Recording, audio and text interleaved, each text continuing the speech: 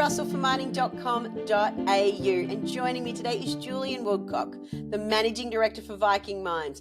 Julian, Happy New Year to you. Great to have you here. Happy New Year to you, Shay.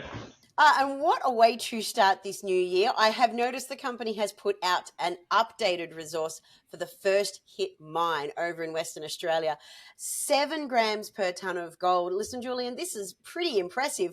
Can you highlight some of the key details of this for us? Yes, Shay, thanks for pointing that out. We started off with this announcement.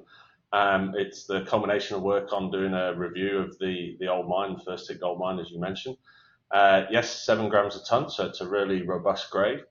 The resource that we've estimated is the remaining material that sits in and around the old workings at the mine.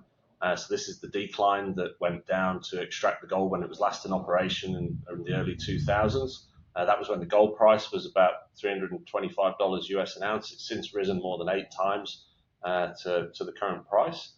And yes, so we've got the remaining mineralisation that wasn't extracted at the time, more than likely due to the economics. And that presents a huge opportunity for us to undertake more test work and look at the engineering opportunities to potentially extract that for the value of our shareholders. As you just pointed out, the gold price has risen significantly in that time since this resource was last mined. Is this essentially sort of some low-hanging fruit for Viking Mines? Yes, I would say it is. So there's at that grade of 7 grams, there's about 19,000 ounces. You can do the math with the gold price and realise the absolute value that we have of the commodity in the ground there. As I mentioned, it's immediately adjacent to the old workings. So in order to access some of that mineralisation, the simplistic thought process is dewater the mine, look at rehabilitating the underground infrastructure and see what lies proximal to that and is easy to extract. So which of that low-hanging fruit is ripe and ready for the picking? Now, we've got to do those studies. So that would require us to go back to the consultants, looking at the resource, bit more of a more complicated evaluation than your standard underground mine because the costs are very different, certainly for material that's sitting ready to be stoped. So that's a study that we're looking to kick off probably later this year. You mentioned that it is a smaller resource, around 19,000 ounces.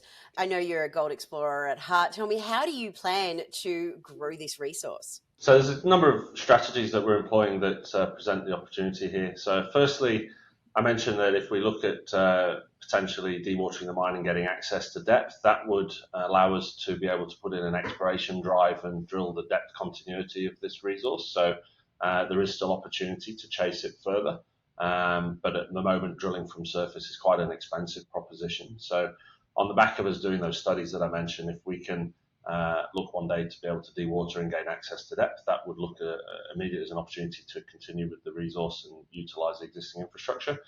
The second really important and exciting component, I think, to this at the moment, though, is that we commenced with a drilling program back in the December quarter. We unfortunately got rained off, which you wouldn't believe now, given the current weather as it is. But we recommenced right at the start of the new year, early January. We got back out. We should see some assay results coming through this month that we'll be looking to release to market. And in the event that we find something in this area, that could present a whole new ballgame of opportunities. I've got to really stress the scale of the space that we're working in. So there's 25 kilometres of the Zuleika Shear, prolific gold hosting structure in the part of the world that we're exploring. We're immediately adjacent to Ora Banda Mining's Riverina camp that's over 1.3 million ounces. 40 kilometres to the south in the same rocks that we're exploring, there's the Davyhurst camp, more than 1.2 million ounces. We're in exactly the same stratigraphy. If you follow those geological maps, if you follow the magnetic maps, you can see that there's this long swathe of ground, seeing no bedrock testing, and we're in there drilling holes. This is first pass Greenfields exploration. We're going to drill these holes, or we've drilled them, get them completed, get the assays back. What we're looking for is any indications of which of the structures we hit that could have gold on them. And that's just the starting point. So even if it's low tenor grades, sort of in the gram ranges, that still means that we're on a structure in an area that's 25 k's long and not being tested, with the opportunity to host new gold deposits. So that's where I see the game-changing opportunity for us.